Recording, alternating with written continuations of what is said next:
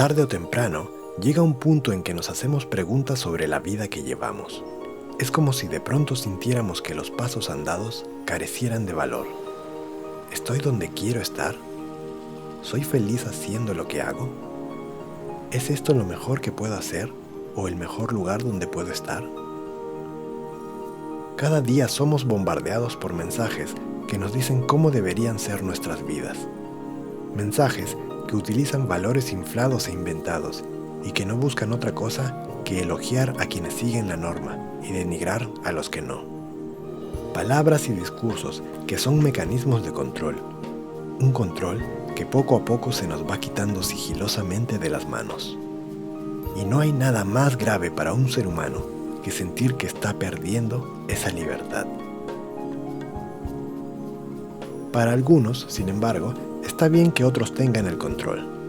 Son quienes viven en piloto automático, siguen todo lo aprendido al pie de la letra y señalan que ser demasiado diferente está mal.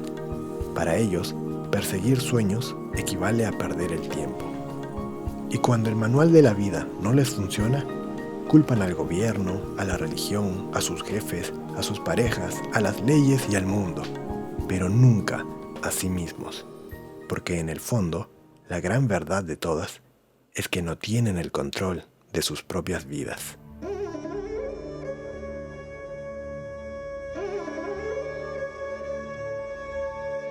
Despertar en un océano de personas que han sido educadas para creer, defender y proteger ese sistema es como abrir los ojos ante una gran mentira que todos creen. Lo peor es cuando te lleva a cuestionar las cosas más elementales de la vida: ser feliz, expresarte a tu manera, amar libremente, elegir el lugar donde quieres vivir y de qué manera. El mundo no está hecho para mochileros. Si fuera así, tanto pobres como ricos podrían caminar por el mundo por igual, sin fronteras, sin visas, sin reservas, sin rendir cuentas en controles migratorios y sin la necesidad de demostrarle cuentas bancarias o tarjetas de crédito a nadie. Pero la justicia es otra palabra hecha de viento, y esperar por ella es seguir otorgando el control, dejando que otros se hagan cargo. Hay que aprender a vivir con lo que hay y cambiar lo que se puede.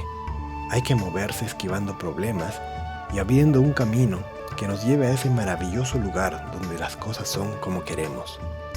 A ese sitio imaginario donde nos sentimos conectados con personas similares, donde podemos apreciar nuestra existencia desde la cúspide de la vida. Sabiendo esto y tomando el control, todos los miedos se verán opacados por el entusiasmo de conocer un mundo mejor para nosotros. Porque si hay algo que diferencia a los humanos de los animales y las máquinas, es la capacidad de creer, de soñar, de percibir más allá de lo explicable. Pensar en todo esto me hizo despertar, y desde entonces tratar de despertar a los demás. Ser un mochilero por el mundo es algo real, pero también una metáfora válida para cualquier persona, pues la vida hay que vivirla como mochilero. Hay que llevar poco equipaje y vivir ligero. Hay que amar al mundo y a la gente, no a las cosas. Hay que estar listo para improvisar, para resolver problemas, pero sobre todo, hay que estar listo para abrir la mente y el corazón, para finalmente encontrar nuestro verdadero sendero. ¿Qué es lo que empuja a uno a ser mochilero? La duda. La que te dice que quizá te estás perdiendo de algo más allá de los límites que conoces.